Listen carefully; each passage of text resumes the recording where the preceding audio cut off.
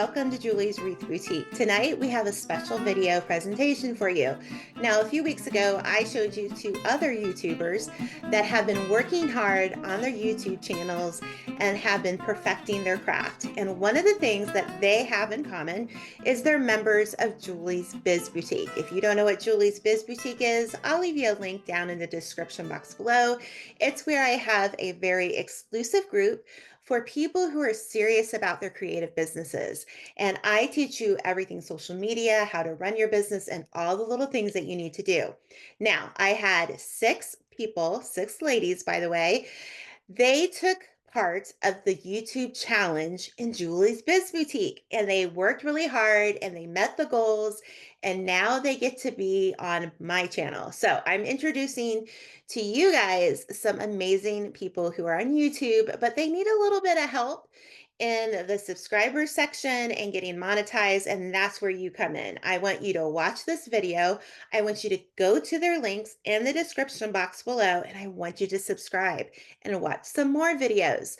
Now, if you love crafting as much as I do, the way that people earn money is by you watching them. So if you love those tutorials, subscribe to their channels. It doesn't cost you anything. Watch their videos and you're going to learn something really fun and easy to do. Today, we have Linda from Shiloh May LLC here on YouTube.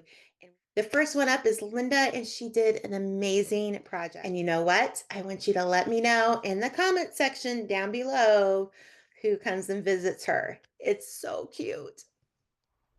Hi, welcome to Shiloh May. I'm Linda.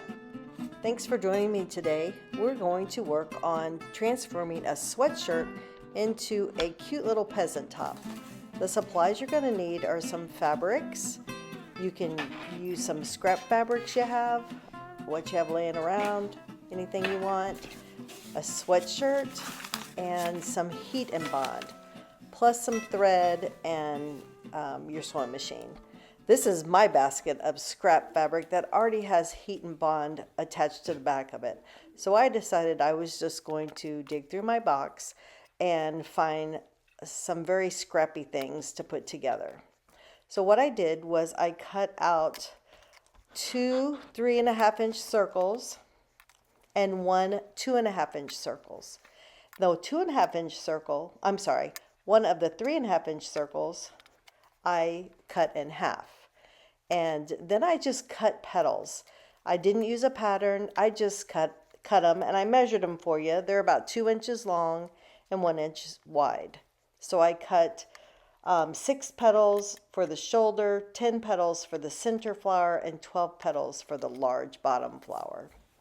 And as you can see here, after I get everything cut out, I went to my sweatshirt and laid it out nice and flat, and I cut the neck out. And I cut through all 2 sides. I cut the front and the back exactly the same. The next thing we're going to do is we are going to take the sweatshirt at the neck edge and we're going to turn under 1/4 of an inch. And I pinned it all the way around. So make sure that you're keeping the outside flat, that you don't have any puckers in it, but just pin it all the way around. So it's nice and even, 1/2 inch. And here I'm still showing you that I'm pinning because I want you to see that even with all my years of experience as sewing, I still pin. And a good way to make sure you have it even is to pin at the shoulder seams. Make sure the shoulder seam matches up to the shoulder seam. So the part you're bending over, folding over, matches up with the seam. And now we're just going to take it to the machine and we're going to stitch it. And you're going to stitch it up really close to that cut edge. Not to the folded edge, but to the cut edge. You're going to make a casing. And this casing is going to hold ribbon or cording. I used like a 1/4 inch, maybe it was an 1/8 inch wide ribbon. Actually, now that I think about it, I think it was about 1 inch wide.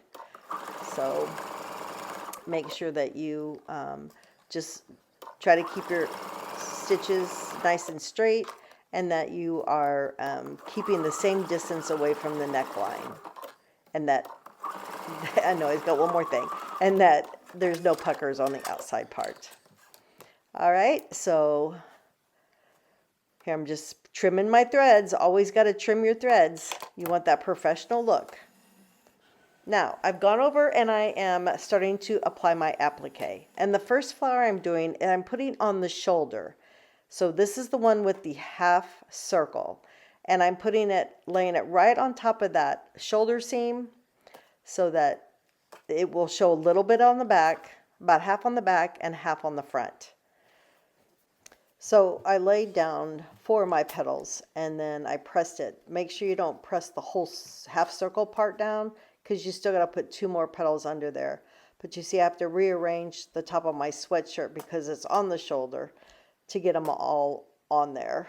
So leave it open, leave it unheated. Don't put your iron on the top part till you get those last 2 petals under there. So again, this half circle, I used 6 petals. And I just alternated 2 colors on this. So there's the front and there's the back. Then you're going to go to your sewing machine and you are going to stitch around each petal and around the half circle. And I just used a straight stitch. You could use a fancier stitch if you wanted. Remember, this is a way to applique without having a fancy sewing machine. You don't have to have one that embroiders. I just want you to know that you can be creative and you can have fun with your machine without buying a fancy machine or expensive machine. Just have fun with it. You can be creative. Just think of all the designs you could put on a sweatshirt or a t-shirt by using this applique method. So there's the inside. When you look at the inside of your shirt, you're just going to see the outline of everything you've stitched.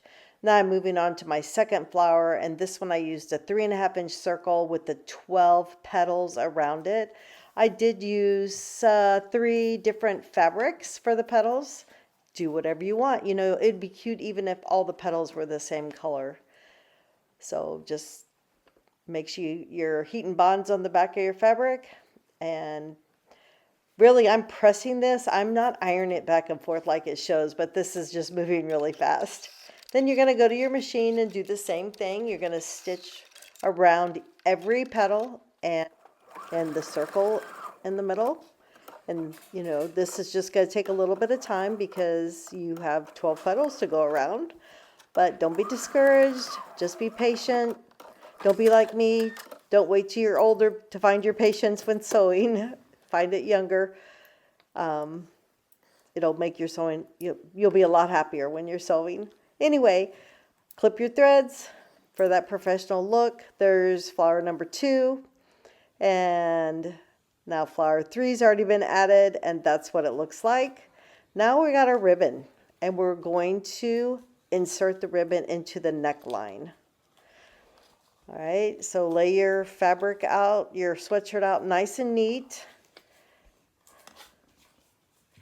And you're going to need a safety pin for this. I had to open my package up. So, and I would say you probably need a yard. I didn't even measure this. I just took it off the spool and put it in there as I needed it. And you're going to take up there where you made that casing, you're going to snip a little hole. Do not cut the stitching that you put around the neck. But this is a knit, so it will hold its shape. You don't have to worry about it unraveling. I just cut a little slit big enough to put my safety pin in and my ribbon. And my safety pin is no bigger than my ribbon as far as width goes. It's about 1/4 of an inch wide. And then you're just going to work your way around the neckline by inserting that safety pin. And this takes time and patience. But you can do it because you're going to be so happy when you get all done. You're going to have a beautiful shirt with a kind of a peasant style. So just keep working that around and around and around. And then you're going to tie a bow. And I tied knots in the end of my ribbon on each end. That will help keep it from fraying. You can also use a product called Fray Check. Okay, we're down to the last step. I wanted to make it short sleeves. So I guesstimated again, about right above the elbow. I cut the sleeves off. And I took the sleeve I cut off and I laid it on top of the other sleeve and cut it the same length. And I guesstimated, but I probably did a little longer than I needed to. I mean, I liked how it turned out, especially since I rolled up the sleeves twice to give that finished edge. But, you know, you may have to just, if you're making it for yourself, you may just have to try it on and see how you like it. But as far as your sleeve length goes, but I really like the finished edge. My next one I would make, I'd probably hem the bottom of my shirt the same way as I have done my sleeves, because I just think that really looks nice.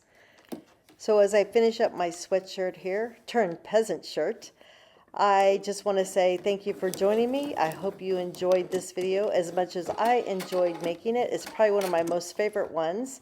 You guys really got my creative juices flowing. So thank you for watching. I'd appreciate if you would like and subscribe to my channel. Leave a comment. Let me know how you're going to use the information. And I always love to see pictures of things that you make. So send them to me. Thank you and have a blessed day.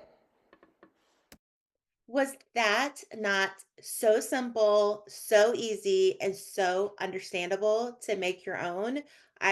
We've got to be doing this. So we'll be doing something like this very, very soon. Thank you, Linda. And your little puppy dog was so cute. It just reminded me of my little puppy dog. And I love how they want to craft with us. So make sure, do me a favor and go subscribe to Shyla May LLC. All right. She's got great content and you're going to want to see more from her. You are going to love this project that Kathy of Craft Creations by Kathy here on YouTube made. It is so inspiring. I'm like, I got to go to Hobby Lobby. I got to get one of those signs that are in a letter form. And then I've got to put the pictures, maybe do one for Crosby or do one for Madeline and just put this together. Now, she's going to show you how to do it. Very great instructions. Going to show you how to use the resin. You don't need to be afraid on how using resin. She's going to show you how easy it is, but it turns out beautifully and such a great gift. I love it. She even shows us how to go to Walmart and use the little machine to make it fit your project. So I'm really excited. Make sure to give Kathy some love and you're going to love this project. Hi everyone, it's Kathy Maxon. In today's video, I'm going to show you how to do a photo collage. You can either use a wood letter or you can use a plain simple plaque.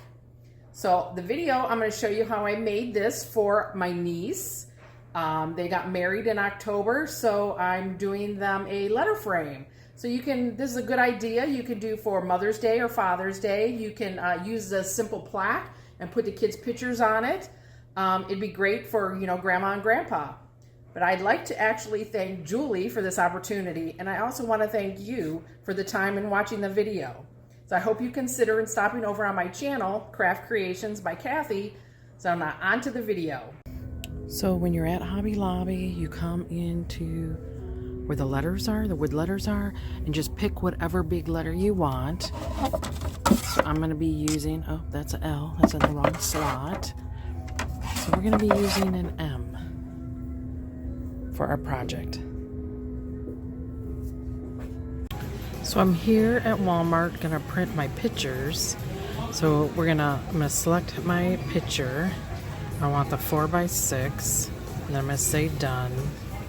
But then I'm gonna go in here under edit. I'm gonna edit the photo.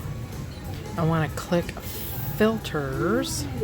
Then I'm gonna come down here and pick black and white. And then if you want, you can adjust if you think it's too bright. You can make them darker, you can make them lighter, whatever you feel you need to do. But then I'm also going to go to crop, because what I want to fit in the frame, the letter frame, I want it to kind of shrink down. So I picked the 4x6, but it's going to be a little, as you can see, it's going to be a little smaller than the 4x6. So then I'm just going to save a copy. But then what you got to do is remember to go back here and say you want 0. So I'm just going to pick all my ones that I want. Well, actually, I'm going to print them all. So then we're going to say done. Then I'm going to go back up here. I'm going to say edit photo. I'm going to do filter, black and white. And then if we need it, like I said, if we need to make it brighter or darker, you know, or leave it how it was. What does darker look like? We'll just leave it. We'll just leave that one as it was. But then I'm going to go to crop, and then I'm going to hit fit in photo. So then it's going to kind of shrink it down because you're going to need that smaller for your frames. So hopefully this helps you. So we got the pictures. I picked them up. So as you can see, the fit to photo, see how it puts the white on the top and the bottom, so it's not a true 4x6, but that's okay. So I think I printed 25 pictures, and I'm going to use 14. So their last name's going to start with an M. So I kind of laid them out, how I think I'm going to do them. I'm going to cut them down, and I will show you guys how I did that. So these were how I was going to do the pictures. So I have already, I've done a little tape, so that one's held in place. I think I have tape on this one and this one. And then what I want to do, because I don't want my pictures to overlap, I'm kind of drew a pencil line, a little bit of pencil there, and then a little bit of pencil here, and I'm going to stick it on my cutter, and I'm going to cut straight across. So I should be able to line that up and cut that off, and hopefully that will work great. Then the same with this one. I'm going to, you know, draw like a line over here and a line over here, and I'll just cut that one straight across. And then what I can do is flip it over, and while those are taped, I can draw where the M is, and you can kind of feel. So like I can feel where my picture's going to end. So like my picture's going to end down here, like about in the shin. And then you just want to make sure, like here, where the M,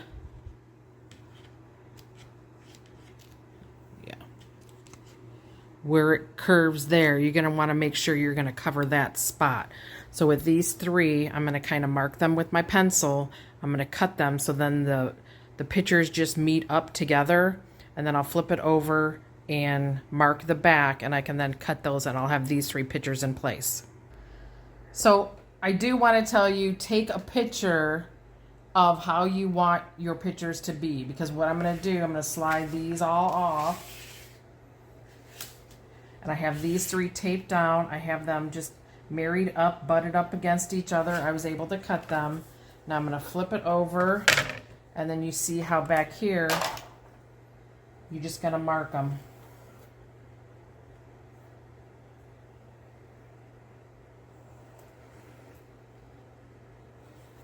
So you're going to mark them and cut them, and I'll be back.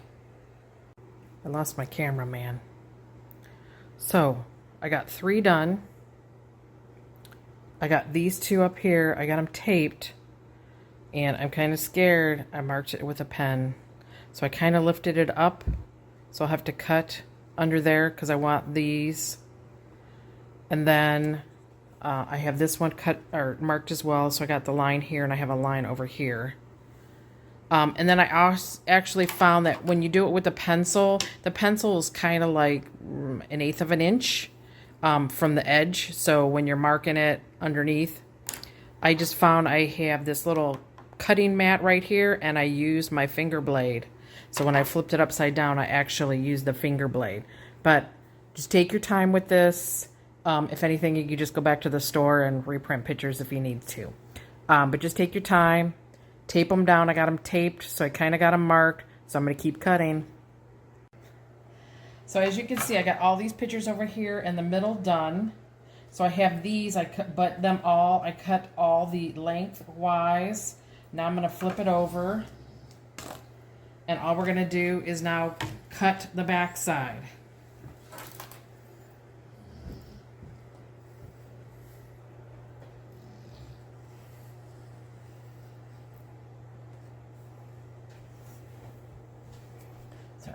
Photo here. Like I said, it was much easier doing it with just the finger blade, and then I just can only go to this next picture. I just wanted to give you guys an idea of, you know, how how you're gonna put them on. They're all scotch taped on the back, so I just wanted to show you. So I'm gonna finish cutting these out, and then I got 2 more to go. Okay, I'm working on gluing these down, so I'm kind of taking up a couple at a time. So this was my tape. Just make sure you take your tape off the back, so your pictures. And then I have this one too. And so that's kind of another reason why I just kind of butted them up against each other. I do have a couple glue spots that I did get. Just always make sure you think you got glue on your hands, just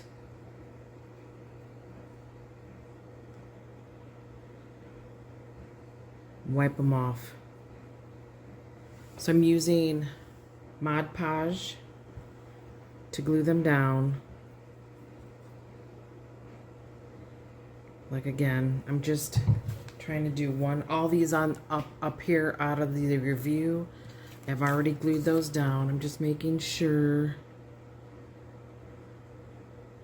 So with your glue wet, you still have time to like slide it into place, whatever. And so then see, I kind of touched, I think I hit the glue a little bit, so wiped my hands. Now let's get some more glue up here.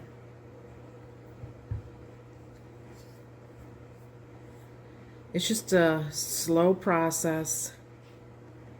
Just be careful.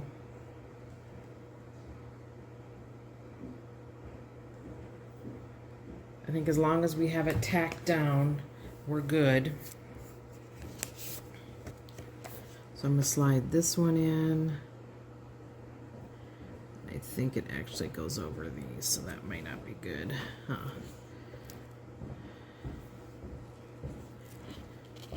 It seems like it needs to be right about there. So I'll just put that one over top. I just kind of want to hold it down. I'm not going to touch them too much, but then I only have 1, 2, 3, 4 more to glue down.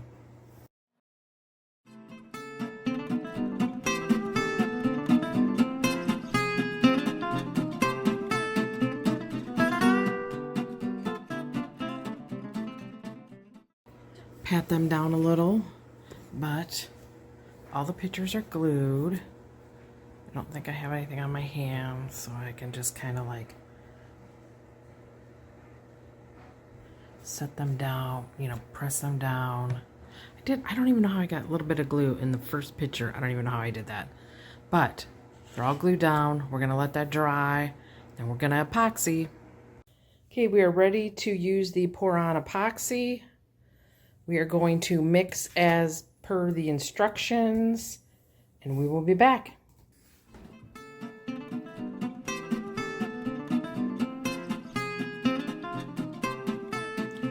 This is a self-leveling, so what he's doing, you're just going to put it all over. You're going to make sure it all runs together, covers all the pictures. You can use a brush, or I think it said hard paper or something. Different piece of paper. To push it around. Mixing stir stick.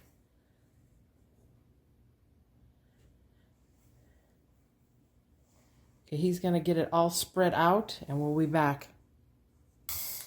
Okay, we got a nice layer on, and now he's gonna torch it to get bubbles out.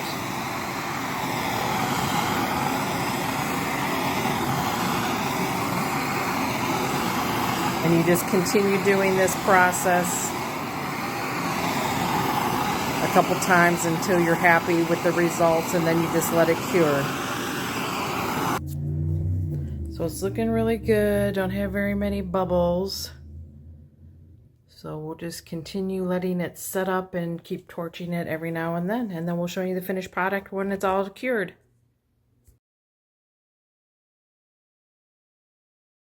All right, Kathy, that was amazing. I'm like, that would have cost so much money if you had somebody do it for you. So now we can all do it ourselves. Thank you so much for sharing this amazing craft with us. And Linda, thank you as well. I love it. And I'm inspired to get my sewing machine out. Now, if you guys haven't done so far, go to their channels. It's all linked in the description box below. Click on subscribe for both of them and watch some more of their content. And we have one more video that's coming up very soon on two more new YouTubers that have made it this far and are going to be on the channel. And I'm so excited to share them with you as well. They are all members of Julie's Biz Boutique. And if you want to know more about Julie's Biz Boutique, you need to join, and I'll leave that in the description as well. We'll see you later, and we'll see you next time on Julie's Wreath Boutique. Bye bye.